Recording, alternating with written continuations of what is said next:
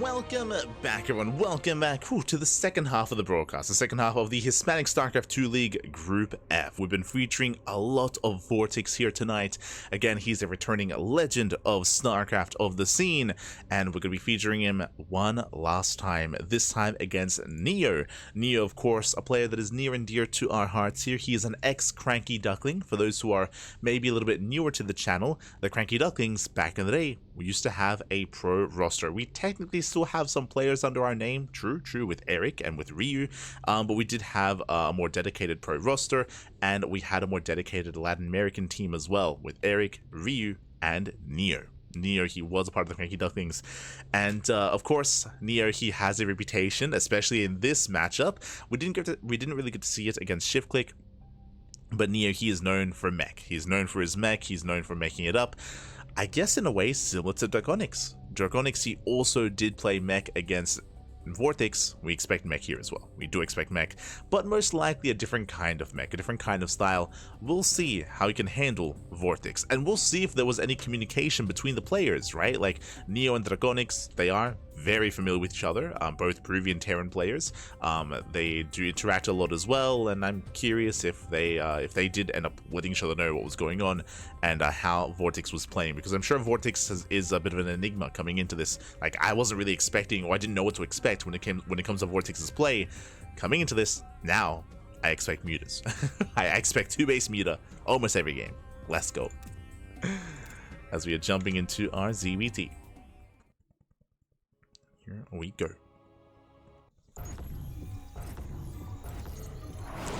And spawning in the bottom right hand corner of Abyssal Reef, we have the Peruvian Terran player, the Red Terran. It is NeO. And spawning in the top left hand corner, we have the Spanish Zerg player, the Zerg player from Spain. He is blue. He is Vortix. Here we go. As welcome one and all to Abyssal Reef. Abyssal Reef is a very large map of the map pool. Because of its size, I would say that it is safer on this map to go into muta play. Likewise, I would say it is safer also to turtle up and get into mech. I did actually prefer the map pool that Vortix and Ducklings were playing on from the side of Ducklings, just because Ducklings was being so aggressive with Hellion run-bys and drop play and counterattacks and back and forth with Banshees and Hellions and Blue Flame. It was crazy.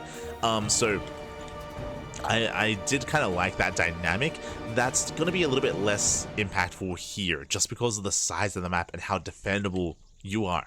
If Vortix were to play 2-base muta, he can fully wall this ramp off. He can just fully wall this off with Evo Chambers, with a Bailey Nest, with a Roach Warren as well, and he can just limit the attack paths that Hellions have, so he can be a lot more secure. I'm making the assumption that we're going to end up in that game state, and I stand by that for now. Hashgas pool opener out of Vortix. NeO going for a Rax expand. So far, so good. And we'll see how our players adapt to each other over the course of the series. After what happened between Vortix and Ducklings, I do favor Vortix, I'll be honest. I would say that Ducklings and NeO are very comparable in skill. They're very comparable in skill. So I am definitely feeling concerned, but at the same time, like, that series with Ducklings was so close as well. I know it was a 3-0, but a lot of those games were very close and very clutch, specifically Game 1 and Game 2. So we'll see.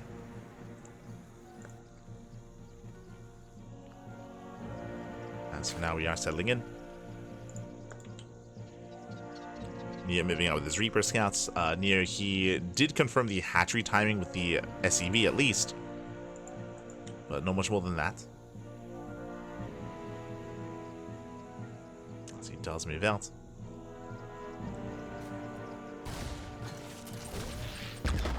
Reaper dipping into the bases. Lings are keeping up.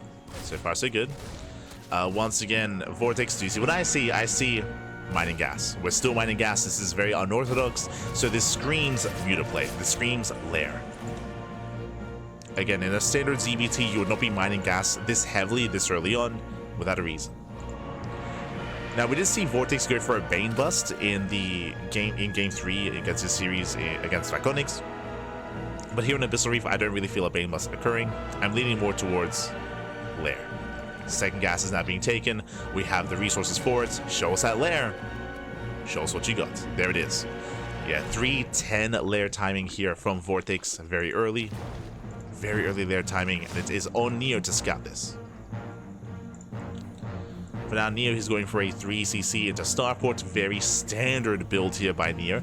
I would say this build is more standard than anything that Ducklings was doing. so standard economic opener here out of NeO. Everything looking normal. Checking his vision, he did scout the lair. Okay, did dive into the main. NeO knows. Now, seeing the lair this early on, it could be a couple of different things. First things first, 2-base muta, true. Other than that, it could be a Link Queen Nidus all-in. It's also true. Could be some Drop Lord based all-in as well. You can see NeO, he's patrolling. He's patrolling the main base just in case. NeO, he still has the pieces all together. He needs up the Ling. And once he has his Hellions, he can move out. Ooh, and it's going to be a 3cc, I assume it was Banshee, he does at the Tech Lab, but it's going 3cc Hellion Liberator, not Banshee, not yet. So more Hellions are building up. This could have been a BC opener, but there's no Fusion Core now. So there's no Fusion Core, so we're not getting into that. So there's that second factory. As a reminder, NeO, he is known for mech. He had the nickname La Tortuga for a long time. The turtle. For making it up. And for turtling. And I'm concerned that NeO's waiting a little bit too long. He is now being active with those Hellions, and he needs to scout that natural and the main. As he moves out, Lings move in. Nothing back at him to defend. Good timing here for Vortix. And SCVs are going to go down. NeO is going to be punished here. The mules are being targeted. He gets both mules. Yeah, takes out both mules. Hellions, they race back home to defend. And this means that the scout is delayed. So that's 3 SCVs, 2 mules, delays the Hellion run by. And NeO still does not know what's going on. He's still in the dark. He needs to scout. At this point, though, the Spire is already done. Liberator, what do we see? Not much. He needs to check the gases. He's aware of the lair, at least. Moving in. Does get eyes on the Link Bane. And he should know. He should know what's going on at this point. Is making another Liberator, but still no anti-air. There we go. Cyclone production has begun. And again, this is a little more standard. Like and there we go. He does spot the mutas. Now he's fully aware what's going on. Cyclone production fully underway. What I was going to say is that the series between Vortix and Ducklings was just so chaotic and so crazy. But this is like what a standard Terran would do. Like if they were playing mech. Like, oh, they scout mutas, they respond with cyclones, we have a third base already done, getting into Viking production. Like, this is more sane. Like, this all makes more sense. It shows you the difference between NeO and Ducklings. Like, they both played mech, that is true, but both very different forms of mech. Like, Ducklings, he was going for, like, purely, like, Hellion run-bys and drop play and Banshees and going into Thor tank. Here, battle mech. Hellion Cyclone. So a very different response, but a much more standard response. Oh, as the first Cyclone goes down! Yeah, a bit of miscontrol there from NeO. As he does get caught out. We'll lose 1 SCV. But he trades. He trades 4 mutas for 1 Cyclone, so I would say a better trade for NeO. And he was settling in. Settling in, throwing down more turrets. Again, we saw that Ducklings throw down like 4 turrets per base. Here, the turret count is much leaner. Again, this is more efficient from the side of NeO.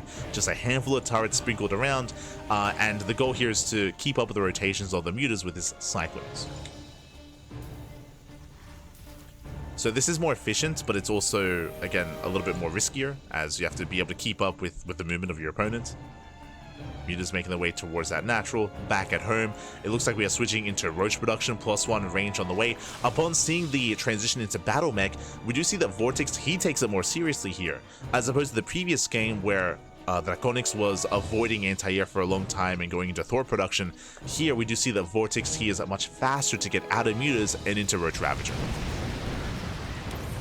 SCV's going down, Cyclones, they do keep up. Hellions, they do get ready for a run-by. Get ready for a counterattack. Alas, Roaches are in position. Yeah, Vortix is ready for this. He zones away those Hellions.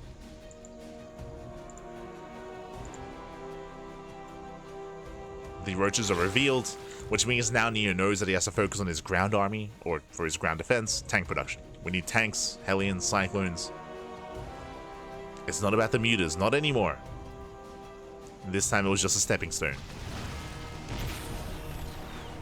As we're getting a couple of SCVs. 2, 3 SCVs going down. I will say that these mutas haven't really gotten much damage. Oh! Oof, that scan was brutal. Again, 7 mutas for 12 SCVs. The trades haven't been amazing, but what has been amazing for Vortix is the map control, right? These mutas, sure, they haven't killed much, but they have contained NeO. They've contained him, and now Vortix, he's pushing. He's on 3 base saturation, joining up his 4th base even a little, half base saturation at his 4th. 70 workers, maxing out with Lingbane Roach Ravager. And without a solid 10 count, this is going to be a tough hold. This is going to be a tough hold here for NeO. As he has 3 tanks. Late to siege. Yeah, it's going to be a little bit late to siege. First tank goes down, the other just now sieging up. And Vortix, he breaks through. He breaks through. NeO, he was not ready for this. He was not expecting these roaches this quickly. And Vortix, he breaks through. He breaks through that defensive line, breaks through the tanks. Gets into the mineral line. And he has done it. He has broken the mineral line here. Another tank going to be falling here to the biles. And again, just a very different dynamic between NeO and Vortix compared to what we saw previously. Vortix, he breaks through. He has 21 more roaches filing across the map. He just rallies. He breaks the main army. You even have a couple of corruptors, okay? Sure, why not? I mean, they help, I guess. Oof. And GG gets called. Vortix, he breaks through that defensive line, and Vortix will take game number 1. Ooh, GG. GG, well played. Again, once Vortix saw the battle mech, he was so much faster to switch out of mutas into Roach Ravager instead. He did not fully saturate on 4 bases. He cut workers at 70, so cut workers at 70 drones and just massed up Roach Ravager. Did strike then and there. NeO, unfortunately, he didn't see the army move out. He saw the roaches, so he was getting into tank production, but he didn't see the roaches knocking down that front door, knocking down the rocks. If he had, then he would have had a better position. If you remember, his tanks were a little bit further back, and even when the fight was happening, he had a couple of tanks unsieged. Like, he just wasn't ready for the fight at that moment, and with that, he was broken. He was broken then and there. And that leads us into game number 2. Ooh. Leads us into game 2. Loading into King's Cove. And spawning in the top left-hand corner of King's Cove, we have the red Terran player, the Peruvian Terran, representing Infinalis Esports. It is NeO. I don't know if he is on Infinalis just because he was representing Gold Masters earlier, so I don't don't know what happened. But spawning in the bottom right-hand corner, we have the blue Zerg player from land of Spain, the returning legend himself, leading the series 1-0. It is Vortix. We go. And I think what I appreciate the most out of game 1 is that it does reveal and it does show us that Vortix, he is willing to be more flexible as he's going pool first, okay? Pool first opener, but he's willing to be more flexible when it comes to his build, when it comes to his reactions. Every game that we've seen, he has gone 2-base muta, but that last game was the first one that we saw Vortix not commit as hard into mass muta, right? He did invest into, what was it, like 10 or so mutas overall, nothing too crazy, and he did have a much stronger response and reaction to switch out into Roach Ravager instead. And that was after he confirmed the Cyclones. So Vortix, he's not stubborn, he's not, you know, like a one-trick pony sort of thing. I mean, in a sense, like, he is playing muta every game, true, but yeah, he can be very flexible with it. So NeO, he does move out. Does confirm the late hatchery, so NeO knows. And now he confirms the timing of the spawning pool. So he's aware of the pool first. He also confirms lack of second gas, or lack of gas, I should say. So he knows it's not going to be like a Bane bust or a Roach rush. He knows just early things. And it's going to be on NeO to keep his first Reaper back at home. If you remember previously against Vortix's previous opponent, he was able to surround the first Reaper. Here, NeO should be on top of this. So he's racing back home. The one downside here is that NeO is being a little bit greedy. He does get his CC on the low ground despite scouting. I mean, it was a later scout because of the size of the map. But it does mean that he has to fight even harder to protect that natural. Ooh, as NeO, he does avoid the Lings. He moves out across the map instead. Back at home, he's got one Marine. That CC is vulnerable. Yeah, he does miss the Lings. And, yeah, missed movement here. He will lose the SCV. He shouldn't lose the base. He should be able to defend it. Yeah, he pulls the boys. He does pull the boys. He should be fine here, but this is a lot of damage. Delayed CC, lost mining time, one SCV kill so far. And he doesn't get a second SCV. Oh, that was close. Doesn't get a second worker, but this is a lot of economic damage. So, very nice start for Vortix. Very nice start. Again, NeO, he kind of misread the movement of the Lings, and he assumed they were coming from a different direction. Or maybe it was just rallied across the map. So I would say a better start here for Vortix. Behind this third CC. Oh, NeO, calm down! As he does accidentally lift. I'm pretty sure he was hoping to mule. Yeah. Was trying to mule, did lift instead. Calm down, calm down. Meanwhile, gets into the main base and he does scout the lair. So once again, he does confirm the lair timing, and based on what happened last game, he should recognize this should be 2-base Muta.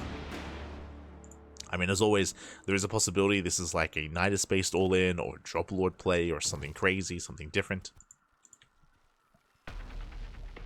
But Muta's going to be on the forefront of his mind. Hunting down overlords. Do have a second factory on the way. And once again, we're loading into King's Cove. It is a very large map in the map pool, so it's going to be quite difficult for NeO to be aggressive with Hellion Reaper. We're now going for a rescout.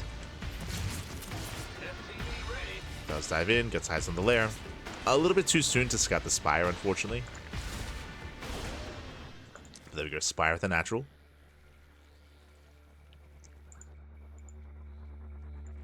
This 2-base Muta. Vortix, he hunts down the initial Reaper.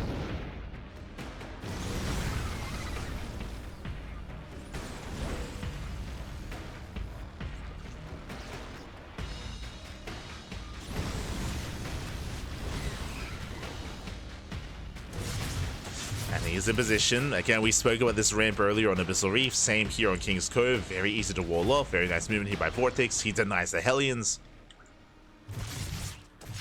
He doesn't find a way in. Likewise, behind this, Cyclone production has begun, going into Battle Mech once again.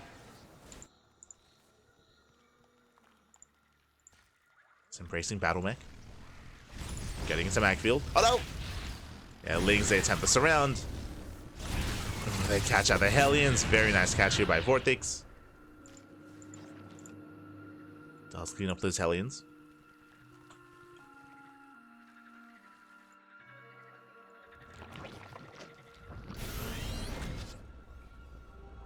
Meanwhile, Vortix, I believe he gets a full scout. Yeah, he does get eyes on the factories, of course. This is where the mech.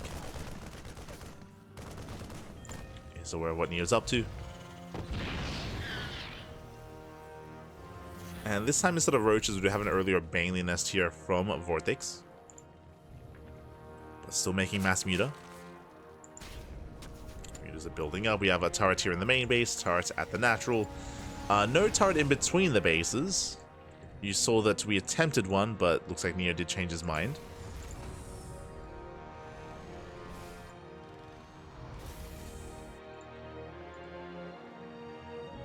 Vortix is moving in. So got how many? He's got 7 Mutas so far, soon to be 10. So 10 Mutas in total. Massing up Lings. You just say, do hit the natural with the turret's in position. The turret will defend.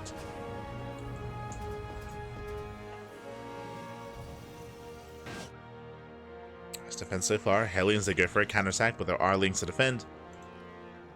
And I spoke too soon. Lings, they move out for a counterattack. But the Hellions are spotted. Lings are spotted. NeO, he dives into the mineral line. Lings, they do get back at home in time. At least they try to. As Hellions, they have 4 drone kills. Some okay damage. But they are cleaned up. Vortix, he defends. NeO back at home, trying to turtle. Getting an extra turret.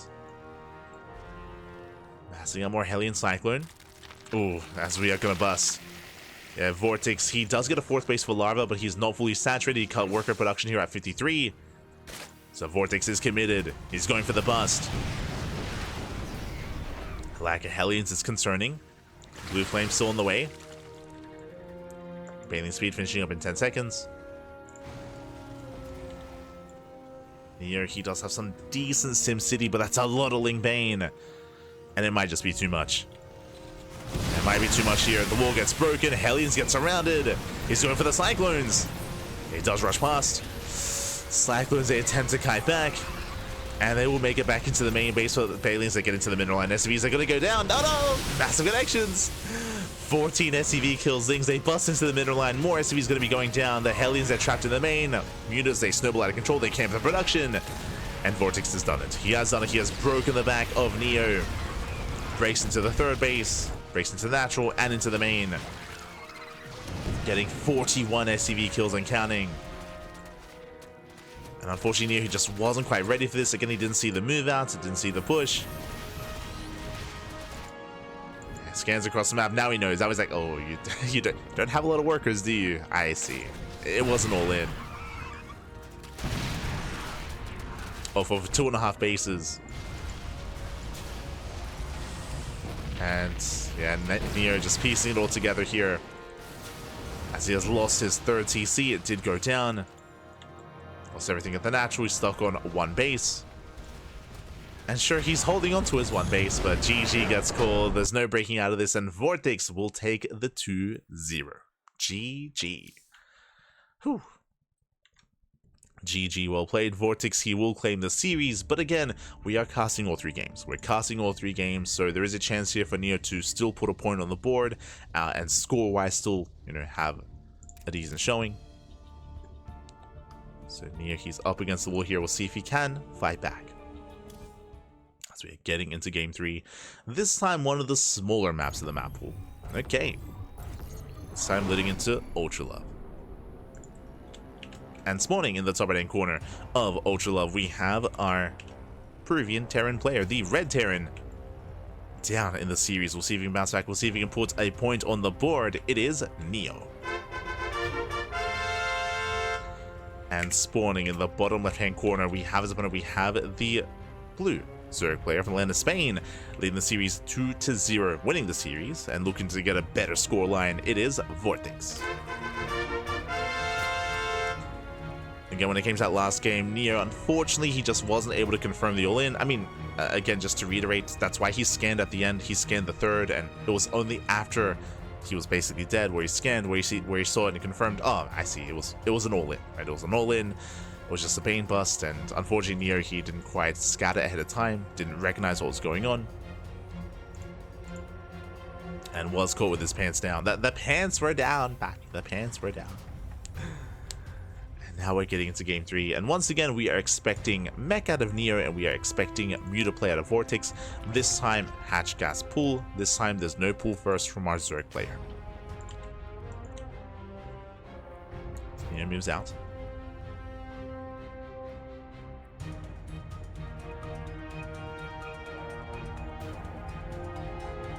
Does move out. Now coming into Ultra Love, as opposed to the last 2 games, which are insanely large, here the map is smaller. The map is smaller here in Ultra Love. We should be seeing, because of that, more aggression can be favored. The bases are more secure in a sense. They're a little bit more secure. You can knock down these towers. You can fully wall off this location. Likewise, choke points are abound, and there's a bunch of high, also I should say points of elevation as well. So there are definitely some defendable locations, but because of the rush distance by ground, one misstep, one mistake, and you can counterattack and end the game.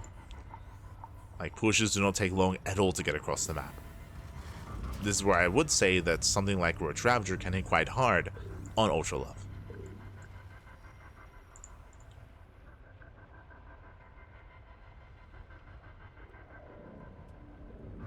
Until then, though, NeO is moving out.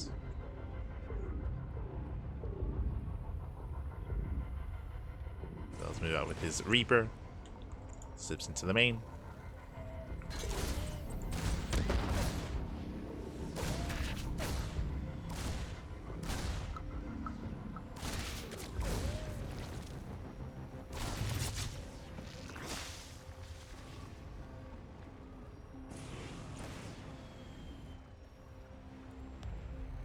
Likewise, staying in gas. So once again, he's staying in gas, which means we should soon be seeing that lair.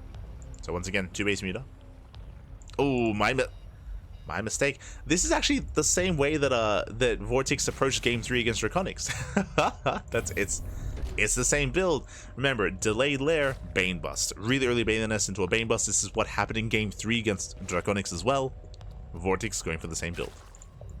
Meanwhile, back at home, we do see NeO, he does mix it up. 1-1-1. He's going for a 1-1-1. Beforehand, we had a third command center by now. There is no third CC. So a much more aggressive build here by NeO. And I do like this considering he's up against an all-in. But will he scout? Reaper scout is denied. He does see some lings, but only some. He encounters 4 lings here on the left-hand side. He does not see the full brunt of the army. Here comes the Bane bust, and NeO's moving out. NeO's moving out with the Hellions. He doesn't see this. He doesn't know. The pants are down. They're still down, but yeah, Hellions, they're distracted on the left-hand side of the map. They do not see the Bane bust that is coming his way. And by the time he realizes, it may just be too late. What is there at him to defend? There's 2 Hellions. They will spot this. Vortix, he commits. The wall is... No, the wall is open! The wall is wide open. Banelings, they roll in. And they're going for the mineral line. They're going for the SCVs, and they will get in. The SCVs, they do go down. Massive connections, massive detonations. Hellions getting surrounded. And Vortix will take it. He will take it. He will break through. As he takes down 21 SCVs. Collapses on the Hellions. There's 3 Hellions left. And NeO down to 11 workers. I mean, mules are good. True, mules are good, but are they that good? As things, they keep wreaking havoc at the natural. Hellions, they will maintain the main. And we can see here a secondary all-in coming, or second wave coming in with that Ling Bane. Oh no, the surround! No, the surround! Gets a Hellion, gets 2. 1 Hellion left. Uno más, papi, uno más. Lings, they flood into the mineral line. This time we do have a full wall. The wall is up. NeO, he will defend. He will clean up those lings. Oh god. Banelings, they break down that front door. Take down both depots. And Vortix is now droning. Now he's droning up. Now he's taking a 3rd expansion. That would have been another tell as well if NeO had confirmed that there was no expansion, that there was no hatchery. That's just limited scouting here from NeO. And he has some catching up to do. Now, with mules with 2 CCs, he can slowly recover here. It is possible, definitely. The problem is that he can't quite move out without a wall. So the Hellions are stuck at home. He can move out with the Liberator at least. And there's potential with these Hellions. Vortix doesn't have the largest advantage economically. I mean, he's got a lot of workers, but still needs that hatchery.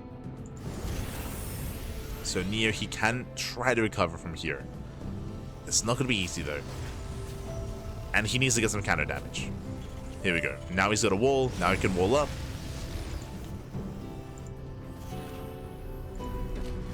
We see Vortix is checking for the Hellions. If the Hellions move out, then Vortix, he's looking to move in. Here we go. Hellions, they commit. That does trigger these lings. Vortix, he will try to knock down that front door. Oh, and there's not much to defend.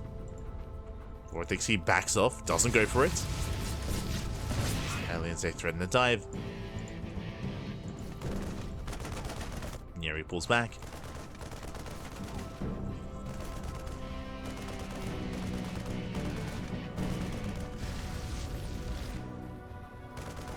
So what does he do? Dive into the main. NeO, he's trying to be active, but he runs into the lings. Yeah, rough trades for NeO. I mean, he takes down a lot of lings, that is true, but he can't afford these losses. His Hellions are being hunted down. Oof. Likewise, liberating the main also falls. Lair into Spire, no surprise here. Vortix, he eventually gets into his mutas. Ah. All roads lead to Murapa. To the Mortas.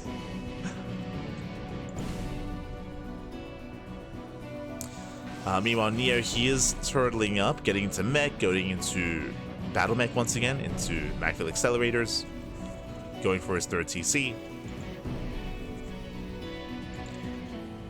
And because he's playing mech, I will say that if NeO can successfully get up to 3 base saturation, he can try to turtle. He can try to turtle, wall up, wall off, and yeah, try to recover that way. That is true, that is possible.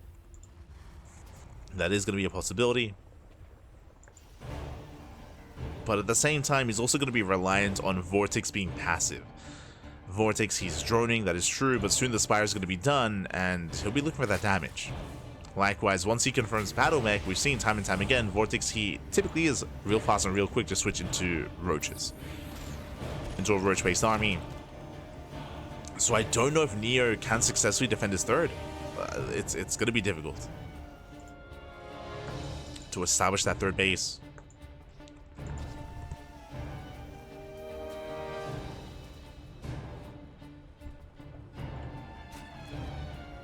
Mutas are amassing.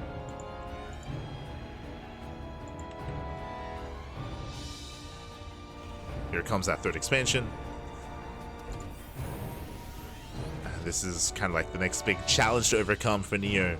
Is, can he maintain this third? Can he hold on to it? As Mutas are moving out.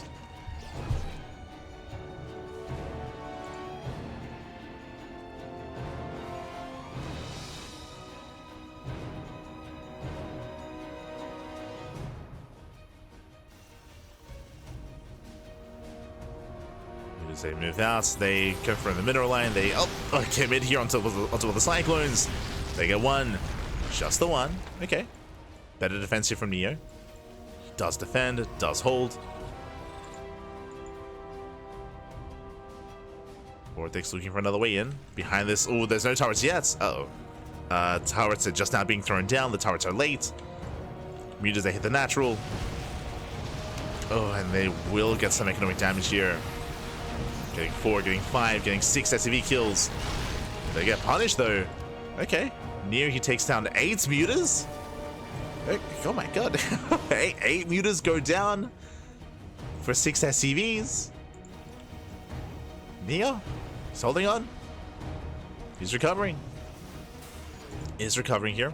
Vortix in the meanwhile is going to be getting fully saturated on 4 bases. It's getting up to 4 base saturation. Likewise, going into 1-1 plus on melee tells us that most likely not going into Roaches. It looks like straight up Ling Bane Muta from the side of Vortix, which I think is a good thing for NeO. I was worried about that Roach switch, but Roaches are not here. They're not coming. So no Roaches out of Vortix. This is, I will say, potentially best case scenario here for NeO. I say potentially, like he's still building up. Still getting there.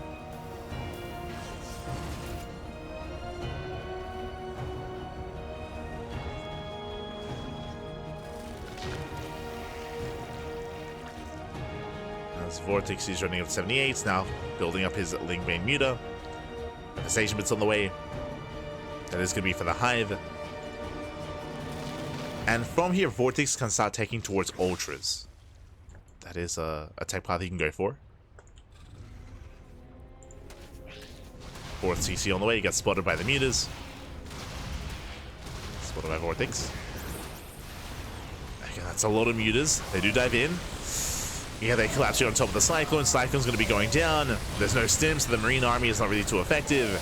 And the Mutas will clean this up. There's no anti-air. There's no anti-air. There's no Thors, no more Cyclones. There's 3 Marines and 1 Viking. And these Mutas on their own, they can kill everything. They can just kill everything here. Ay, ay, ay. Just not enough anti-air. Here come the Lings. Tanks are unsieged. Bailings, they do roll into the Hellbats. And GG gets called. NeO is broken, and Vortix will take the 3-0. GG. GG, well played. NeO, he almost recovered. He almost recovered from a really rough start. Like, the Bane bust was brutal. Again, NeO, he didn't see the lack of third, he didn't see lack of saturation, didn't see what was happening. NeO was caught with his pants down, and with that, the Bane bust did overwhelm. Despite that, again, he was clawing his way back into it, and I was very impressed up until that final fight.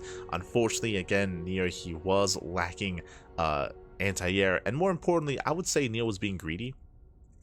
What I mean by that, the reason why NeO got caught, not just lack of anti-air, was because he was trying to expand. He was trying to expand, which means when he did take that fight, he was fighting out of range of any turrets. He had his turrets protecting his main, his natural, his third, and in between the bases, but he took a fight outside of that. He took a fight out, further out into the open, and that's where he, again, didn't really have much support. GG. GG, well played. Vortix does take it. And that leads us into the final series of the broadcast. Here we go. We have another ZvT. We're going to be jumping into NeO versus Ryojin. Ryojin is another player here in the group. What I will say is that I would have loved to have casted more of Ryojin, but he hasn't played out all of his matches yet. Again, the players, they have a deadline of until early April to play out all their matches. We're here in the group stage, but there are some matches that haven't been played yet. For example, I would love to see Ryojin versus Vortix, or I should say, I'd love to see Ryojin versus Ducklings. I would love to see Ducklings versus NeO as well, but those are two matches that I believe have not been played yet, so we won't be able to feature them for the time being. We'll not be able to feature them, but we at least have this ZvT. Let's go.